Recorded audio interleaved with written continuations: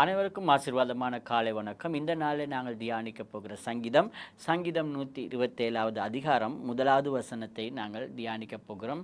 அதை அடுத்து 2வது வசனத்தையும் கூட சேர்ந்து நாங்கள் தியானிக்கப் போகிறோம். 1வது வார்த்தை இப்படியாய் சொல்கிறது, கர்த்தர் வீட்டை கட்டாராகில் அதை கட்டுகிறவர்களின் பிரயாசம் விருதா. கர்த்தர் நகரத்தை காவாராகில் காவலர் விழித்திருக்கிறது விருதா என்று சொல்லப்படுகிறது. இந்த வார்த்தைகளிலே நாங்கள் பார்க்குறோம், மனுஷனுடைய வேலைகள், அதாவது வீட்டை கட்டுகிறவன், அதே போல் நகரத்தை காக்கிறவனுடைய வேலை, மனுஷனுடைய வேலையை குறித்து இந்த இடத்துல சொல்லப்படுகிறது. அதாவது மனுஷன் செய்கிற ஒவ்வொரு வேலையிலும் தேவன் கூட இருக்க வேண்டும்.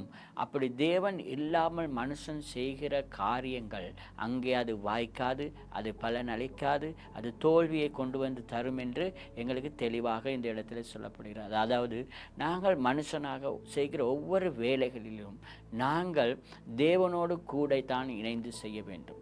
நாங்கள் மாத்திரம் தனியாக எந்த ஒரு காரியத்தையும் செய்யக்கூடாது, செய்வதையும் நாங்கள் தவிர்த்து கொள்ள வேண்டும். எல்லா காரியங்களிலும் கூட நாங்கள் தேவனையும் இணைத்து கொண்டு அந்த காரியத்தை செய்யும் பொழுது, அப்படி செய்யும் பொழுது எங்களுடைய வேலைகள் எல்லாவற்றையும் கர்த்தர் வாய்க்க பண்ணுவார்.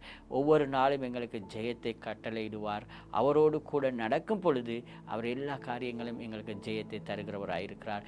இந்த நாளில் பிரியமானவர்களே, நாங்கள் யோசிப்போம், எங்களுடைய வேலைகளிலே, நாங்கள் அனுதினம் செய்கிற வேலைகளிலே கர்த்தரோடு கூட நாங்கள் இருக்கிறோமா, நாங்கள் சேர்ந்து செய்கிறோமா என்று யோசிப்போம்.